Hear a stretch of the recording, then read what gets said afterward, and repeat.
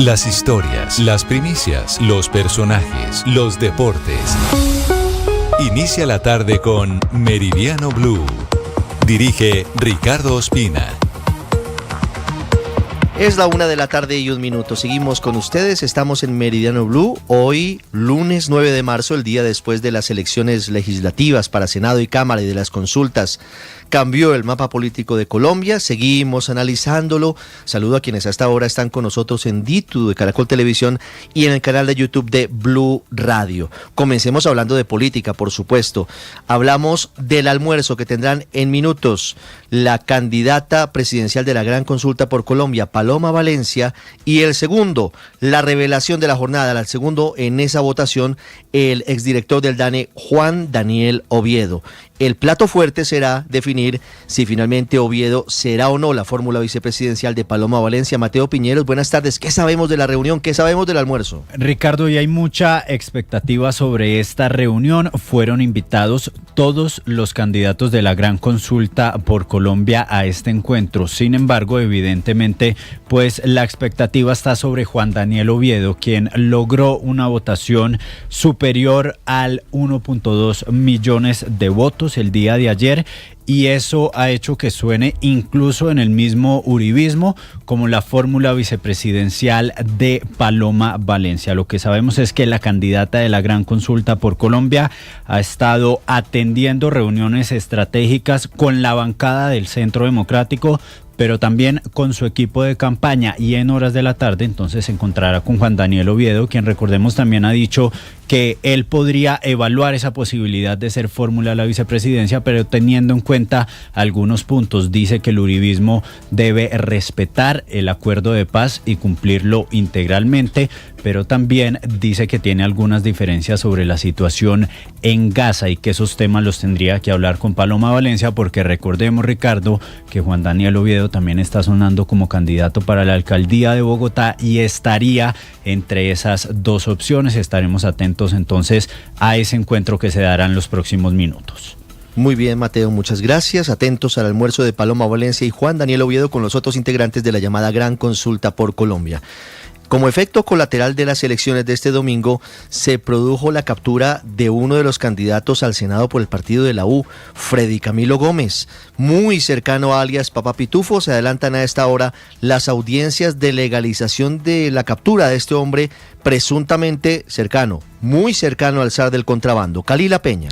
Ricardo, inicia la semana con la radicación de las audiencias de legalización de captura, imputación de cargos y medida de aseguramiento contra los 5 capturados durante la jornada electoral por su presunta vinculación con la red de contrabando de Diego Marín Buitrago, alias Papá Pitufo. A esta hora avanza la audiencia de legalización.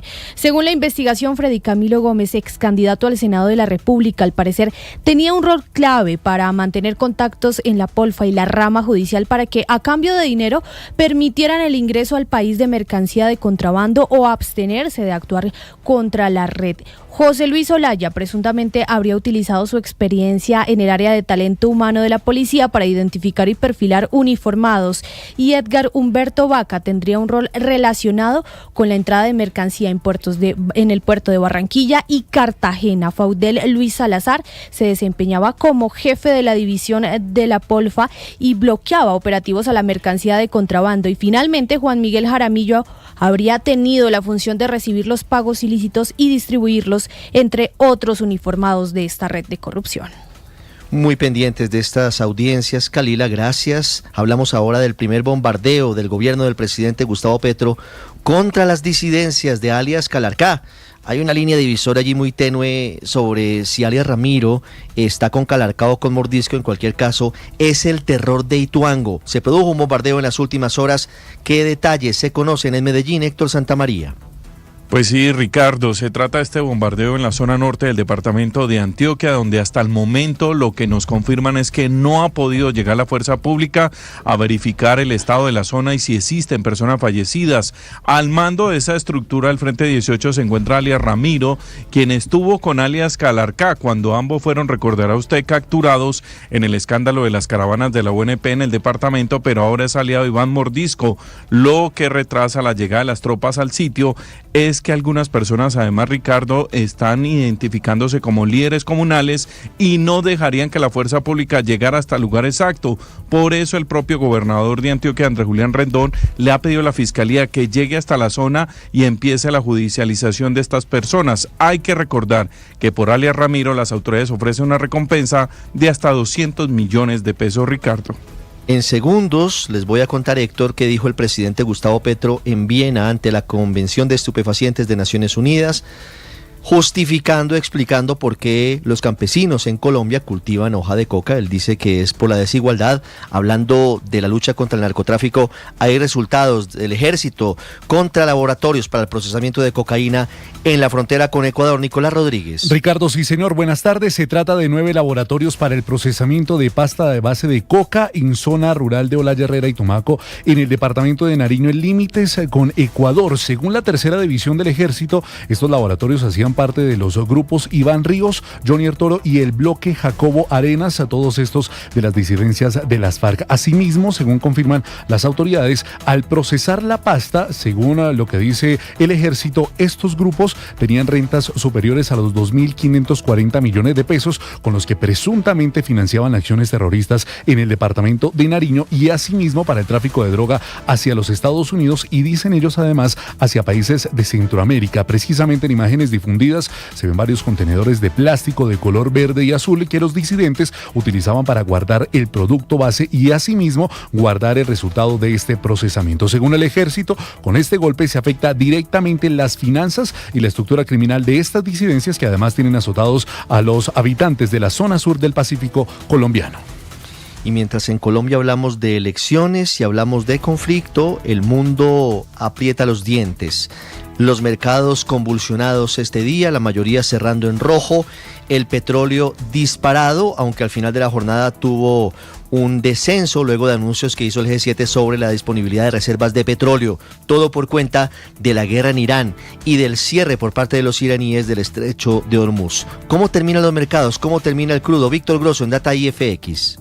Ricardo, pues ha sido una jornada bastante turbulenta, con mucha volatilidad. El petróleo en la madrugada alcanzó a visitar niveles muy cercanos a los $120 por barril, pero por lo que usted dice, se ha moderado ese comportamiento. A esta hora el crudo Brent, principal referencia para Colombia, Ricardo, está subiendo 6,73%, inclusive se ubica un poquito por debajo de los $100 por barril, en $99. De todas formas, ha subido cerca de un 30-40% en los últimos días ante estas tensiones en Irán. Los mercados de acciones bajan a esta hora, no tanto como al inicio de la jornada. Wall Street pierde en promedio 1%, el dólar en el mundo está subiendo 0,16%. En Colombia, de hecho, Ricardo, el dólar cayó 51 pesos, cotización promedio, ese sí acaba de cerrar en 3.744 pesos como cotización promedio. Nuestra bolsa, contraria a la tendencia internacional, está subiendo 1,8% en promedio y varias acciones se destacan por movimientos positivos, como las del Grupo Éxito, las del Banco Bogotá, las del Banco de la Vivienda y las del Grupo Energía Bogotá. Básicamente con esto último, Ricardo, digo también, a propósito de los resultados electorales, los mercados en Colombia están recibiendo con mucha tranquilidad la nueva composición del Congreso de la República de Colombia. Muy bien, Víctor, gracias. 1:10, hablando de lo último de la guerra en Irán. César Moreno.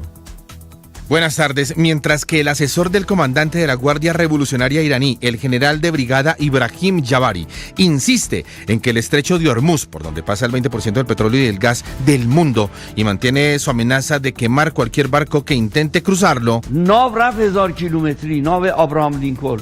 دوباره طمع کرد. ترامپ گفتش که ناو میاد تا محموله‌های نفتی رو از تنگه هرمز عبور بده. El presidente francés Emmanuel Macron anunció el despliegue de la Armada Francesa, encabezada por el portaaviones Charles de Gaulle, para una misión defensiva que permita reabrir el estrecho de Hormuz. Qui permettra l'escorte de porte-conteneurs et de tankers pour réouvrir progressivement le détroit d'Ormuz, qui est essentiel au commerce international. El plan, que se coordinará con países europeos y no europeos, contempla escoltar buques comerciales y petroleros. De hecho, hoy la Unión Europea mantuvo una videoconferencia con los líderes de Jordania, Egipto, Bahrein, Líbano, Siria, Turquía, Armenia, Irak, Qatar, Kuwait, Emiratos Árabes Unidos, Arabia Saudita y Omán sobre la guerra de Estados Unidos e Israel en Irán y las consecuencias para la región, y advirtieron del impacto del conflicto en la seguridad energética a nivel global y se han ofrecido para la mediación hacia una desescalada. La Unión Europea plantea adaptar y reforzar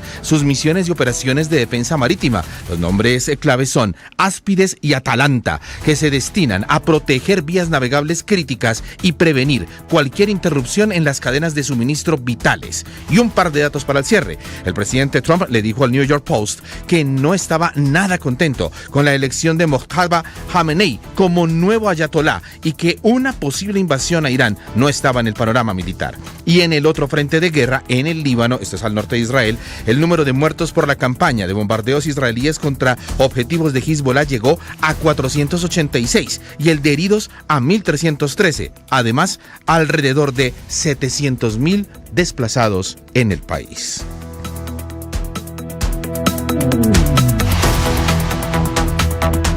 ¿Carros eléctricos inalcanzables?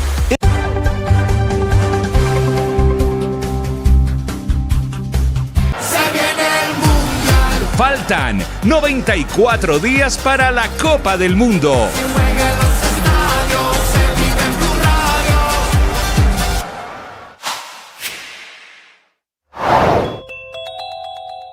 El candidato presidencial Abelardo de las Priella da su interpretación de los resultados de las elecciones legislativas del 2026. No, la votación es muy buena, y más faltaba, esa es la democracia, pero esto apenas comienza hoy, yo no estaba en el tarjetón.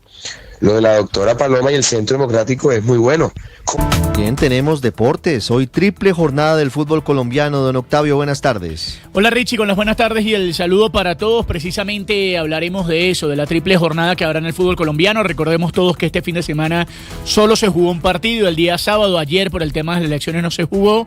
Hoy habrá 3 duelos, entre ellos va a jugar Millonarios, también va a jugar el América de Cali. Estaremos hablando del fútbol europeo, del baloncesto, pero también de la selección Colombia de béisbol, que por más que ya está eliminada del Clásico Mundial y que peligra incluso su participación en el próximo, está jugando a esta hora frente a la selección de Panamá. Así que estamos atentos al desarrollo de los diferentes momentos que tienen que ver con el fútbol, con el béisbol y con todos los deportistas colombianos acá en Meridiano Blue.